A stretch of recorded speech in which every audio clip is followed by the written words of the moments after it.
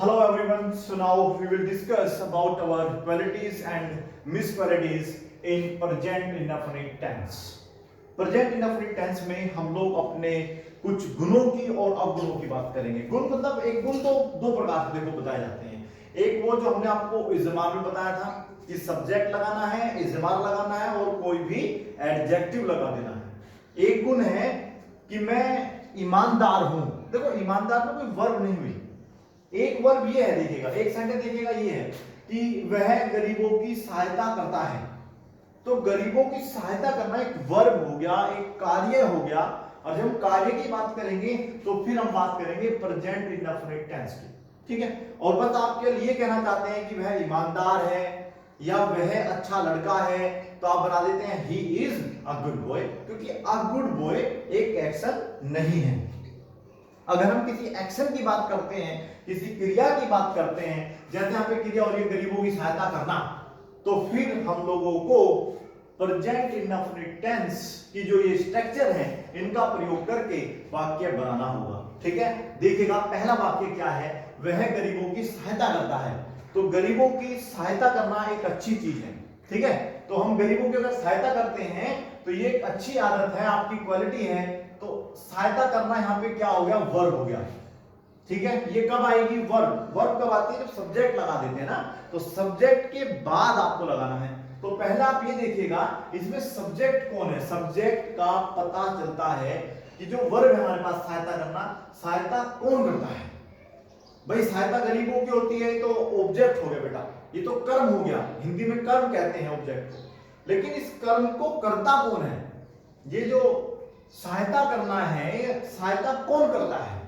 सहायता करता है वह, मैं नहीं करता हूं, वह करता है कोई। तो वह करता है, करती है तो सी, करता है तो ही, ठीक है बेटा।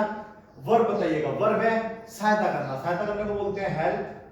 अब ये देखना है क्या हेल्प ही आएगा या फिर इसमें एस या एस लगेगा। तो बताइए क्या आएगा, हेल्प्स आएगा, वेरी गुड।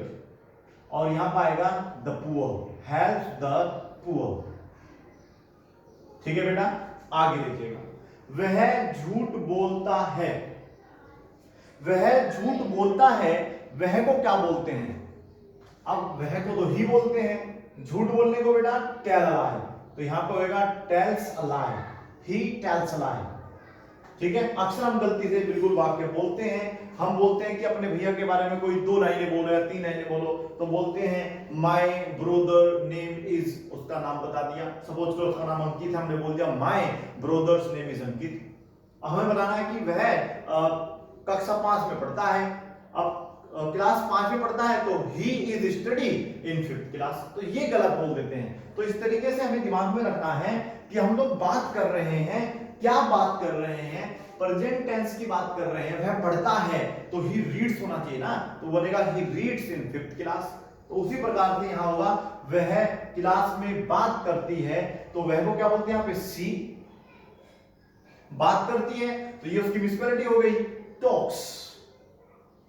टॉक मींस होता है बात करना, और यहां पे आपने एस लगा दिया, टॉक्स। और कहां बात करती है, in the class, in the class. आगे बढ़ते हैं, वह अच्छा पढ़ाती है।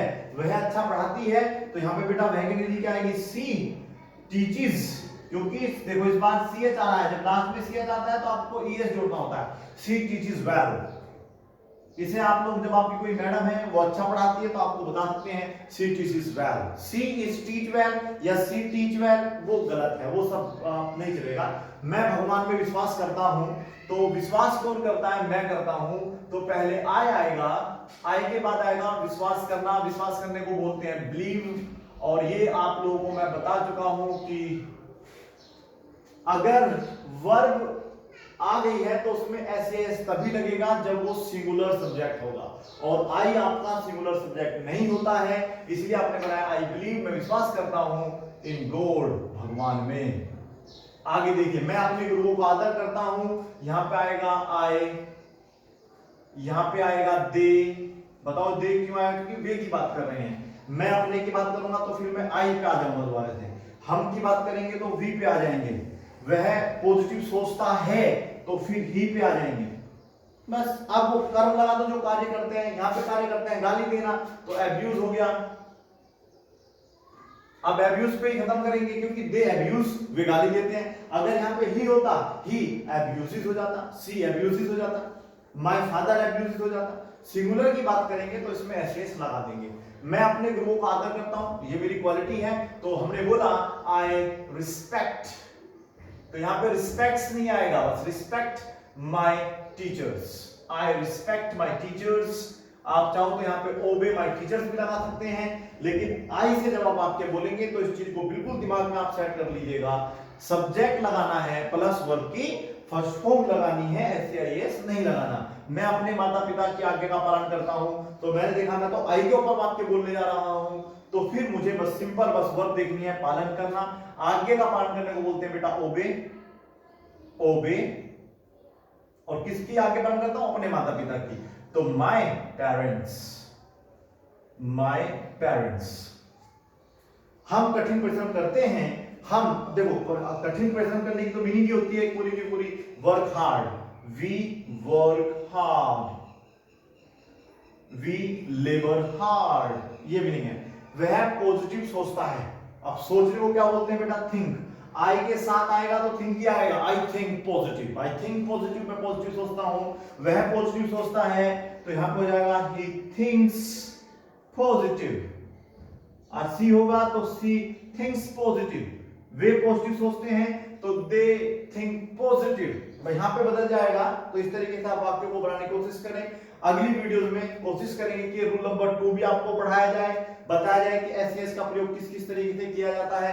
ये सिंपल वाक्य आप पढ़ रहे थे, part 4 quality and miss quality, ठीक है। नोट करिएगा, हो सके तो 20 30 40 50 जितने वाक्य आप में बन सके उतने वाक्य बनाने की कोशिश करो। थैंक यू, प्रैक्टिस करते रहो।